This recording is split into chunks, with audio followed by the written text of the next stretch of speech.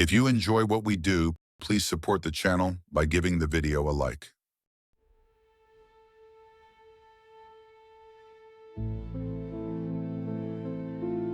The logging industry might not seem like an action-packed world of politics and schemes, but you'd be surprised. Where I used to work, there were about 4 different companies all trying to put each other out of business. There was also an adjacent area that bordered on a national park. So yeah, if you looked at it from above, it all looks like forest, but there are a lot of invisible lines to look for. I was part of a regulatory watchdog. All the companies in the area called on us as an independent third party to settle land disputes and accusations of overstepping regulatory boundaries. Basically, we were the checks and balances that made sure they all played nice. That this particular case landed on my desk was a matter of contention. The last 2 cases that had been dropped in my lap ended up being lengthy and unnecessary legal battles. So my supervisor had been putting off giving me field work for about 2 months. There was some pressure to vacate my seat entirely, and I wasn't eager to make a fool of myself for a third time. So whatever this was, it had to go off without a hitch. I was given a couple of files: satellite images, statements, interviews, and witness testimony. There was this space at the edge of company property that had been cut down and cleared out illegally. Insurance companies had demanded a complete third-party review before they agreed to a payout. There was also an issue with the nearby park services, as damage had been done to protected land, making the rangers suspect that this was either self-inflicted or the work of an organized third party.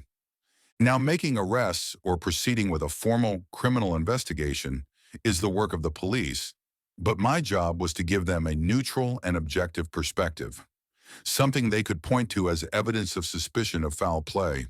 An acre or 2 might sound like a lot of land to cover, but when you're dealing with multiple sites of about 15 to 25 acres separately, it quickly falls under the radar. Given how close this land was to the edge of the property, I suspect they hadn't intended to clear it anytime soon, so they must have stumbled upon this by accident.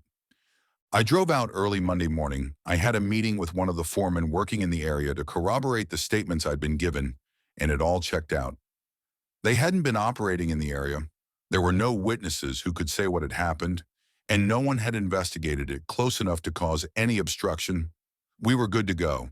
I was put in contact with an assistant foreman named Michael, a very driven man in his early 30s, whose head seemed to have been fused with the mandatory white helmet they made us wear. He had this handlebar mustache that made me think of cartoonish uncle. I met him by a signal orange Jeep with the company logo printed in all black. "I'm just here to get you where you need to go," he explained. "I'm not here to intrude." "I'm sure that won't be a problem," I smiled. "You know where we're headed?" "Of course, yeah. It's been the talk of the crew for a week now." "How so?" I asked. "You hear things," he explained, "like how no lumber was stolen." "What?" "Yeah," he reiterated. "No lumber's been stolen. Most of it just kinda lay there." That part had been conveniently left out of my prep work. Driving through untrained lands in a Jeep isn't as comfortable as it sounds. Sudden dips in rocks and fallen trees make for a bumpy ride, and if you're not used to it, it's gonna cost you your lunch. I was prepared enough, but I noticed Michael looking over a couple of times. He probably wasn't used to outside passengers, having spent a lot of time in the wild. And to be fair, I didn't really look the part. "I'm not sure what exactly you do," Michael admitted. "Some sort of insurance thing?" "That's part of it, yeah. But I'm mostly here to make sure everyone plays along." "They do," he said. "I mean, it's all the same guys." "What do you mean?" "I mean, there are only so many loggers in one area, you know? You quit one place, you go to another." "So you all know each other, even at other logging companies?" "Yeah," he said, clutching the wheel as we barreled through a bent sapling, leaves brushing against the windows. "I'm just saying, I don't know any guy who's motivated enough to bring in a crew to cut this stuff, which means it's an outside thing. Or something natural," I added. "Wildfire, soil degradation. It's not usually that black and white." "No offense, but in my experience it is." Michael rolled onto a half-finished road. It lined the space between the government-owned park space and the edge of the logging area. It was only meant for industry use, but it was surreal to see. This one line of asphalt in the middle of the towering woods, stretching on for as far as the eye could see. If you were to accidentally get turned around, it'd be impossible to tell which way you were going. The forest opened into a clearing on both sides of the road. It looked like a bomb had gone off. The trees were either bent, broken, or cut down. There were definite signs of human intervention with clean-cut stumps. Stepping out of the Jeep, something just felt wrong, like we'd entered some kind of dead zone. You could taste the exposed, sugary sap in the air. Normally, this space would be ripe with wildlife, but I couldn't hear a thing. No birds, no buzzing, nothing. Michael took me a bit to the side and waved at a man by the tree line. The man was clearly a park ranger, somewhere in his late 60s. He was short and had a sort of lanky build, but with the sinewy look of someone too tough to quit. Michael introduced me, and the man shook my hand. "Ranger Wilson," he said. "Thought I'd give you a hand, given our circumstance." "You got an idea what's happening here?" I asked. "Area's always been quirky," he explained. "Most of the damage has been done on the park side." "How much damage are we looking at?" Ranger Wilson scratched his chin with his scrawny fingers. "About 1.5 acre on the company side, about 2 on the park side. Most people never come out this way. We were informed by our gracious neighbors." Michael excused himself from the conversation, leaving me with a walkie-talkie to call in when I needed a ride back. With Michael out of the picture, Wilson relaxed his shoulders as he took lead. "Place used to be teeming with folks back in the 70s, he explained as we walked. "Called it Slumberjack Woods." "Strange name." "Well, they mostly went out here to get high and skinny dip in the river. There was this glade nearby that had an amazing view. Perfect for hippy-dippies and drum circles." "You don't sound too happy about it." "Just sad to see the good times pass us by." He gave me a knowing grin with a silent explanation. I could sense who he might have been in the equation of unruly 70s teenagers. The damage done to the area was significant, but not as clear-cut as first believed. There were some trees that had been cut down with a chainsaw, others with an axe. Not all of them, though. Some were brought down by wildlife. Ranger Wilson pointed out a couple of fallen trees with fresh marks from bears. There were also signs of beavers. "Ain't a lot of beavers this far west of the river," he explained. "For them to go out of their way like this, it's strange." "You know what's happened to all the bushes and branches?" I asked. "What do you mean?" I bent down, adjusting my shoes. I pointed at one of the fallen trees, showing the damage done to the lower edges of the trunk. Branches had been broken off and removed. "You can see this on a couple of trees," I said, "and some of the saplings are missing entirely." "I'll be damned. Good eye." According to satellite imagery, most of the damage had been done in a sort of oval shape, with the majority being on the park side. I showed it to Wilson and asked if we could check out the center. There had to be a specific point where whoever did this started, and maybe that could give us an idea of how long it had been going on. Traversing this kind of environment takes a toll, though. Fallen trees and branches and rocks. You got to make sure you don't slip, or you'll dislocate an ankle quicker than a flash flood. Not to mention you might be dangling your toes into a viper's nest. Tough boots or not, you don't want to tempt fate more than necessary. "So why Slumberjack Woods?" I asked. "I don't get the name." "Well, when you've had a bit to smoke, you usually doze off. It's not that complicated, son." "That's all?" "Well, a couple of folks claimed it was the best sleep of their lives," he continued. "Some would come here before a big test or a job interview just to relax for a bit. Used to camp out for a day or so, listening to music and sitting by the river. I guess some places just kind of stick with you." "I guess they do." We ended up by the river, following it northwest. We were somewhere around the center, but with things looking so different from what Wilson was used to, it was difficult to find any meaningful landmarks. We ended up walking straight across the clearing without seeing anything but fallen trees. Sometime after lunch, Wilson found a comfortable spot in the shade and had a sandwich. As he finished it, he leaned back and covered his face with his hat. "Give me 10 minutes, he said. "Don't stray too far." "I'll check that hill for a bit," I said. "Southwest." "All right," he sighed. 10 minutes, then I'll join you." And with that, he was out like a light. What a gift. I took a short walk. There was a hill not too far from the river, which gave me a great overview. It was strange seeing so much empty space in the middle of such a lively area of the woods. I didn't know what to make of this. It felt like an industrial-level operation, but the signs showed a variety of tools and causes. There was no immediate answer, and that was unusual for my line of work. I remember spotting a couple of chickadees among the fallen trees, picking branches and leaves for their nest. The first signs of life I'd seen out there. As they noticed me watching, they took off westward. There was something there, in the distance. I couldn't make out the details, but it was in a sort of dip between two hills. You couldn't see it from a low position, making it practically invisible unless you were at the right angle. Peculiar. I went to investigate. I could still see the hill where I'd been standing, so I could call for Wilson if necessary. But I made my way down, noticing a path. It was the first sign of movement or organized effort I'd seen. A clear path with drag marks. I rounded the edge of one of the hills and wiped some sweat off my forehead. Minnesota summers are no joke, and I had the sunscreen to prove it. I stopped dead in my tracks. The path kept dipping into a sort of crater. It was about 30 feet across and 20 or so feet deep. The entire thing was covered in fallen trees, branches, bushes, leaves, twigs, saplings, and roots. Pretty much whatever you could break off and carry, all pushed into a single massive pile. It was deceptively large. Even at this depth, the pile was tall enough to rival the surrounding hills. It would only take a couple more feet for it to be visible from all directions. I just kind of marveled at it. The effort it would take to bring this together was enormous. I looked up, only to see Wilson standing on top of the westward hill. He was holding a small hand axe and dragging along a couple of branches. With little fanfare, he dropped it onto the gargantuan pile, causing a ripple of movement among the branches.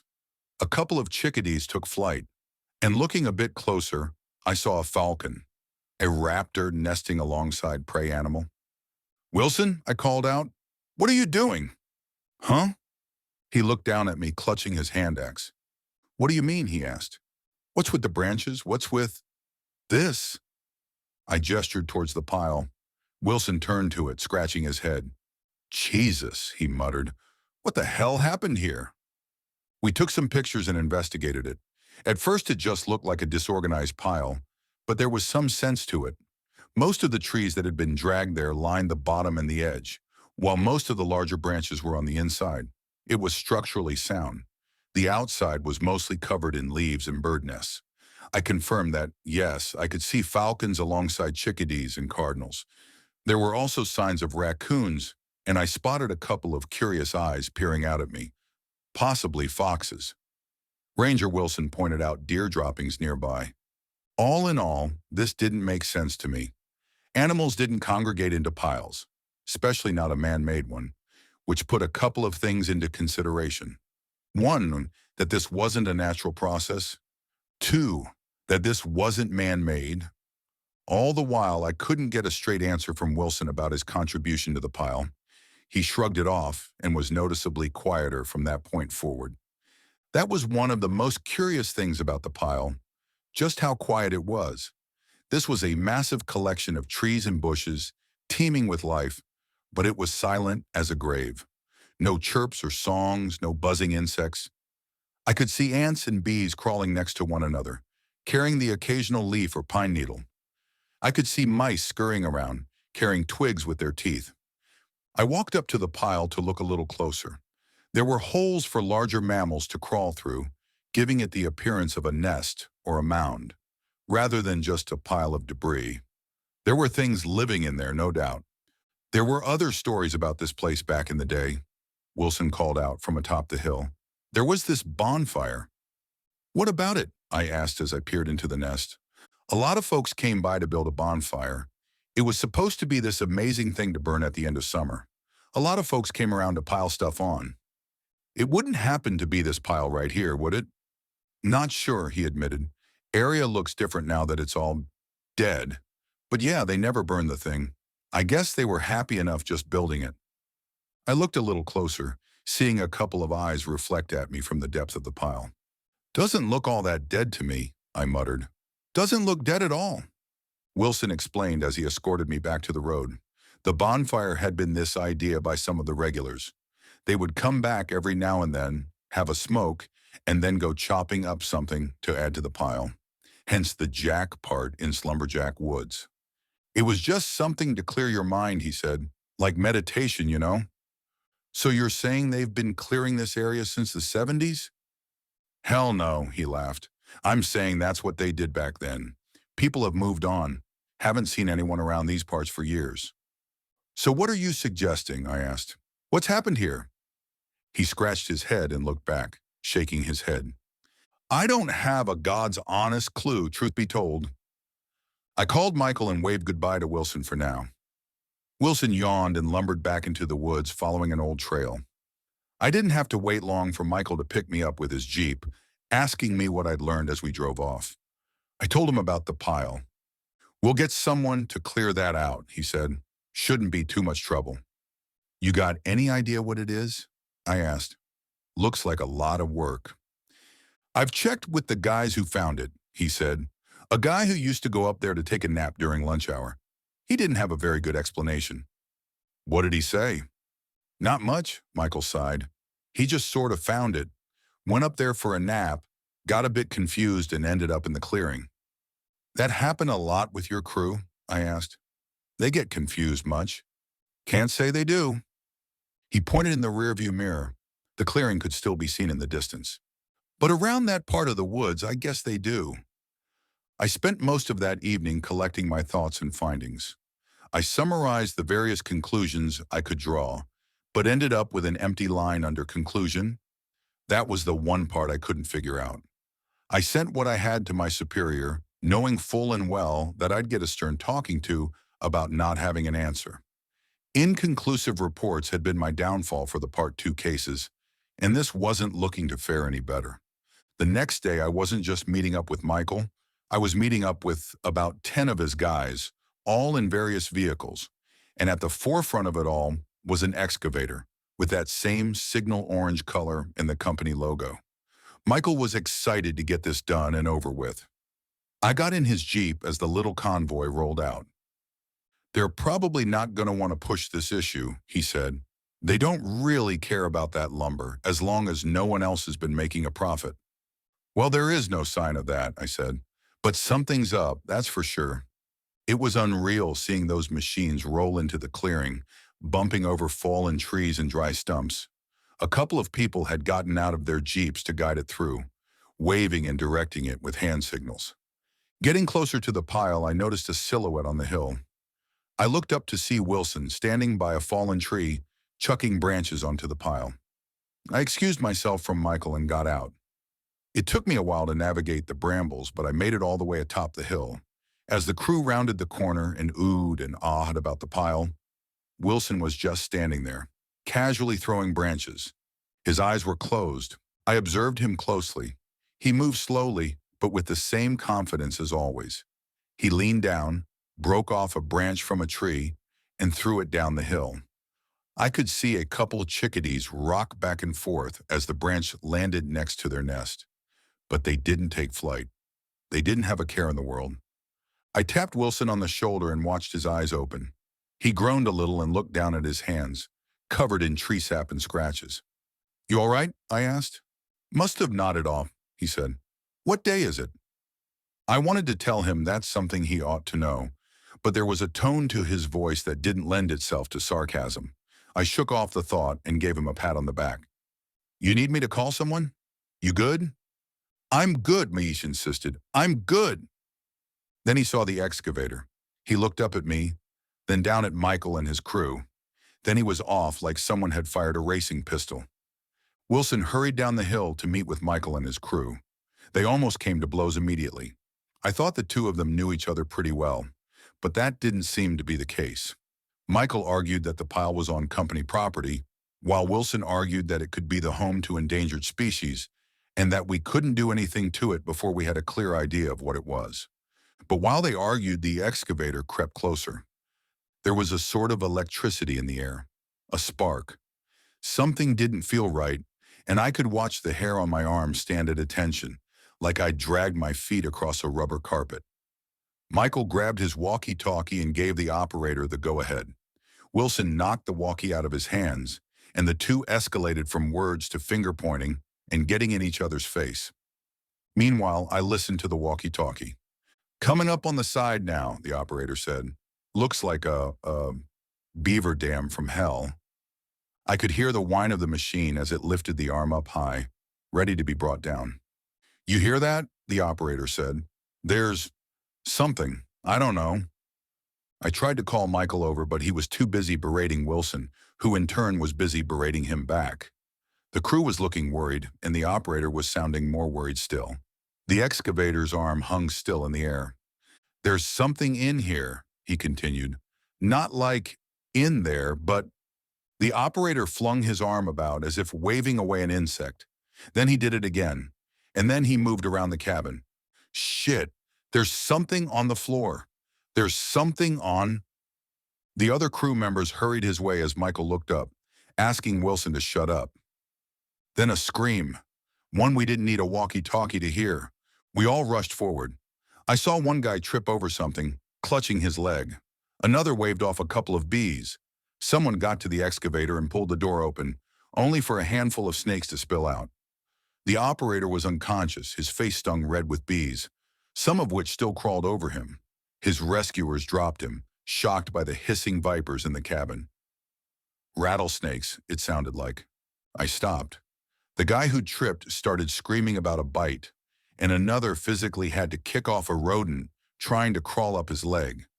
I could see things moving in the dirt, spiders and ants, side by side, heading the way of the excavator like an insectoid parade. And for the first time since I got there, I could hear life, bird song, screeching falcons, and looking up I could see them, circling the nest together, like a cohesive flock, like a perfect circling halo of wings and beaks, all of them just waiting for someone to step out of line, to get a little too close. I helped in whatever way I could, and Wilson did too. 3 guys had rattlesnake bites, and the excavator operator got at least 30 or so bee stings on top of that. We had to call for an airlift to a hospital. For the rest of the afternoon, that was all we'd do, cleaning up the aftermath of what had turned into a royal clusterfuck. Michael was stuck talking to his boss, and a couple of people came out to see the pile with their own eyes. They discussed how to best get rid of it, but it wasn't going to happen anytime soon. They were too afraid to even get close enough to move the excavator. By late afternoon, I ended up sitting next to Michael on a stump. The crew had cleared out, but I wanted a statement for my report. I got one, but after the bureaucratic minutiae passed, I was left with a man that was worried for the safety of his people. "Never had a snake bite before," he said. "The occasional bee sting, sure, but this is fucked." "Logging is dangerous business," I agreed. "But yeah, this is new." "I'll be honest," he continued. "We've had some trouble. Some guys wandering off their position, someone twisting their ankle while on a walk to God knows where. Didn't say anything about that in my file. 'Cause it makes us liable," he explained. "So we shut up about it. But that thing over there, that's the core of it, all of it." "You had any sleepwalkers?" I asked. "Like more than usual?" Apparently, it wasn't as unusual as I would have been led to believe. Michael explained off the record that it had happened a couple times a week over the past few months. Some equipment would go missing too. Mostly hand axes, meant to clear out branches so you can reach with your chainsaw. Some folks had been found wandering the outskirts of the clearing. "It wasn't until the foreman heard about it that we decided to deal with it," he continued. "And here we are, dealing with it." Now, I could have gone back with Michael and the others, but this was turning into something I couldn't ignore. I was under enormous pressure to see this through and come to a satisfying conclusion, and I couldn't do that from behind a desk. I had to see this thing. I had to observe it with my own eyes and figure it out. I had a field kit with a small tent, a sleeping bag, and some basic necessities. I asked Michael to pick me up in the morning. He wasn't happy about it, but he figured I knew what I was doing. I think he might have had more faith in me than I did. There was no telling what was going to happen once the sun went down, but I intended to find out. So I stuck around, watching from a distance. The excavator just stood there, its signal orange arm still hanging in the air. A couple of birds had covered its joints in twigs and leaves, slowly transforming it into a makeshift metal tree. At some point, I must have nodded off. I think it was on top of that hill, just like Wilson. There isn't much to say about what happened at that time. I remember my eyes feeling heavy and my mouth being wide open. There was this weight to me, like I was sleeping under 2 feet of snow. At some point, I forced my eyes open, as if trying to escape a nightmare. The sun was just about to set. Long golden shadows stretched out over the clearing, giving it the look of a quiet fire. I could see deer carefully dragging branches through the dirt, slowly moving past the excavator. Families of squirrels and rabbits rushed past my feet, pulling whatever they could along. And I was just standing there in front of the pile, holding a hand axe. My arms ached. Then I dipped into the dark again. Despite my eyes being closed, it was easier to move. It's like something shared its vision with me, giving me a sensation of where to move and how. I remember something stinging my hand. Perhaps I cut myself on something sharp. And yet my eyes stayed close and my body limber.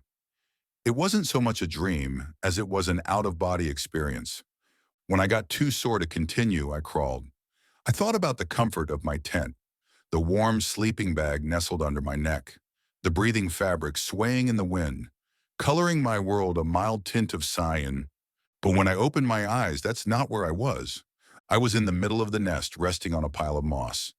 The inside was lined with grass, leaves, and wildflowers. I specifically remember my half-open eyes looking into the dark center of a blue sunflower. My head leaned against something warm and leathery. I ran a tired hand over it. It felt like caressing a warm tire, segmented into armor-like plates. There was this sickly sweet smell coming from it, like burnt sugar. Looking down, I thought I saw fingers sticking out of the mud. They had a similar shape, but they were arranged in a line, like the legs of a centipede. I dreamt of wandering the woods, feeling the ground shift underneath my feet, desperately looking for a safe haven, somewhere I could call home. I found this one spot surrounded by a circle of wildflowers, and I was so relieved. Someone had built me a home. In that dream, I remember promising myself to never leave, no matter how old or how large I got. That was my home, my safe harbor, away from the storm. And I would ask all my friends to make my house bigger and stronger and safer. By the time I opened my eyes for real, I was curled up inside the middle of the nest. The moss was soft under my face. The early morning summer rays tried their best to creep through the labyrinth of brambles, managing to touch me across the cheek. I looked down at my hand where there were 2 small bite marks. It didn't hurt, it didn't even itch. It was just there. I could barely make sense of it. There was no clear point where I could have crawled inside, and I had no memory of doing so. It's like I'd closed my eyes and now I was there. Moving out in 20 minutes. The sound startled me. Turns out I still had Michael's walkie-talkie. I kept hearing updates on the walkie-talkie, and a handful of people responding to one another. Something was happening, and they were on the move. It didn't take long before I could hear them, and not longer still before I saw them. No excavators or bulldozers this time, just jeeps and people. I picked up the walkie-talkie and pressed it. There was no response. My voice wasn't coming through. There were at least 5 jeeps, maybe 6, all full of men with white helmets. They were coming back to finish what they'd started. I had to try and get them to turn back until we figured this out. But for that, I had to make my way out of the nest. And there was no way. I was completely closed off. Michael's voice came through in the distance. He didn't need a walkie-talkie for this. "We all have our reservations," he said, "but this thing is a safety hazard. This is a measure to deal with that hazard. That's all there's to it." They had signal orange jerry cans with the company logo, but more so they carried bottles and metal cans, homemade firebombs, and from their holsters I could tell a couple of them were armed. An icy panic shot through my chest. Didn't they see I was in here? How could they miss me? I tried calling out to them, but there was no response. I twisted and turned, kicking at the side of the nest, but I couldn't find my way out. The branches and twigs were packed so tight they could keep me warm through the winter if need be. I saw the first flame light up, and my voice went from a passionate plea to an animalistic screeching. There was a struggle among the crew as two of them stepped back, while the others lit up their firebombs. One by one, flames took hold. The homemade explosives weren't as much firebombs as they were fire starters, but the dry leaves and branches offered little resistance. I remember watching this one wildflower catch fire, mere inches from my feet. A curious blue turned to charcoal black, and as I felt the heat across my skin, I knew this was no longer a dream. I twisted and turned. I thrashed, screamed, and cut myself bloody trying to get out. The smoke seeped into the gums of my teeth as I cried for help. In the branches, I could see the many creatures that had made it their home. Unlike me, they didn't protest. Maybe they realized it was already too late. They just sat there, watching the fire spread. They wouldn't scream as the fire reached their fur and feathers, like captains going down with their ship. The smell of burnt fur choked me more than the smoke ever did. More fire from different directions. The crew was spreading out, making sure to get at every angle. Despite my struggle, I'd only managed to move inches. I couldn't dig, and I couldn't push anything out of the way. I was stuck, and the flames were getting closer. The heat stuck to the smoke, tainting the sweat pouring out of my forehead. I was going to burn alive in that hole, and they were never going to know. And no matter how much I screamed or cried or begged, they couldn't or wouldn't hear me. Then the fire reached my legs. That first burn seeped through my shoes. At that moment, the sting on my hand shot through my nerves. Something cold. My eyes were wide open, but I had the sensation of opening them again, like there was a second layer to my vision. And all of a sudden, I wasn't inside that nest anymore. I was on the outside, right next to the crew, being held back by two of Michael's guys. "Calm the fuck down," one of them demanded. "What the fuck's wrong with you?" They held an arm each, having wrestled me to the ground. "The fire," I gasped. You were killing me. You're killing me." "We're almost done," the other man said. "You need to calm down." One of them looked up. He slowly let go of my arm. Seconds later, the other did too. I looked up, seeing the crew spread out across the hills surrounding the pile, their silhouettes outlined by the fire starters in their hands. Something was coming out of the nest. The closest thing I can describe it as is a centipede. But you must understand, this thing was the size of a tiger, a massive white thing segmented with arm-long antennae at the front and rear. It moved slowly, each twitch of a leg calculated and deliberate. It had black patches on its chitin where the fire had licked it. And even now, it could move at breakneck speed if need be. The crew murmured. A couple took pictures. Michael moved up to it with a pump-action shotgun as the others yelled at him to be careful. Part of me wanted to rush at him and tackle him to the ground. If I blinked hard enough, I could feel myself in the place of that creature. I could feel myself crawling in its place, in the dirt. Things got quiet as Michael raised his shotgun at it. My body rumbled as I felt the creature's trachea tremble. It wanted to be left alone. It was furious and terrified. Then a gunshot, but not from a shotgun. I don't think anyone had noticed Wilson walking up to us, pistol raised. He pointed it at Michael and spoke. As he did, something twitched in my arm. It was as if I knew the words before Wilson said them, like I felt them. "I want to go," Wilson said. "I just want to go away." I mouthed the words along with him and noticed again how Wilson's eyes were closed, just like when he'd thrown branches onto the pile. "Wilson?" Michael called back. "What the fuck do you think you're doing?" "Let me go," Wilson and I muttered. "Let me go away." "Then fucking go!" Michael yelled back, turning his attention back to the creature. The centipede moved as Michael raised his shotgun. Wilson raised his pistol. And as Michael took his shot, all hell broke loose. The shotgun went wild as a bullet grazed Michael's arm. Someone returned fire. Wilson kept shooting, seemingly at random. I think someone got him in the leg. Michael took another shot at the centipede, but it slithered away, rushing for the woods.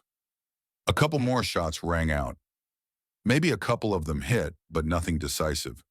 The thing just kept going, and in the dark of the woods, even a startling white color can disappear. I stayed on the ground, writhing. I was scared, uncomfortable, cold, and at the same time sweating. "Let me go," I muttered. "I'll go somewhere else." I knew Wilson said it too. I know the remaining birds said it. It was sung and whispered and chittered in every living thing, in 1,000 different ways. And it would be said over and over and over as they all waited patiently to burn. By morning, the nest was a smoldering heap. Michael had only been grazed by the bullet, but one of his crewmen drove him to the hospital. Wilson had taken a shot to his left leg, but couldn't recall why or by whom. In the end, they all decided to just keep things quiet. An illegal burning and an illegal gunfight sort of canceled each other out. My job was made very simple as the claim was canceled. Nothing more to investigate. My superiors weren't exactly pleased, but at least it was cleanly resolved, and I hadn't made things worse. They didn't involve the insurance companies, and there were no accusations leveled against surrounding logging companies. No suspicion of foul play. On paper, there was nothing out there but unfortunate natural circumstances. A couple of years have passed since. While the strange wound on my hand has healed, I still feel a little twitch every now and then, especially when I'm out in the woods. I might pick up the occasional stick without noticing or turning my head without knowing why. Ranger Wilson has since retired from his position, and I suspect this incident might have been the thing to push him over the edge. Looking back at it all, I know something is still out there. Whenever I close my eyes hard enough, I can still hear it asking all its friends for help. It's building a house, a bigger one, with more friends. Perhaps next time no one will notice it. Until they do.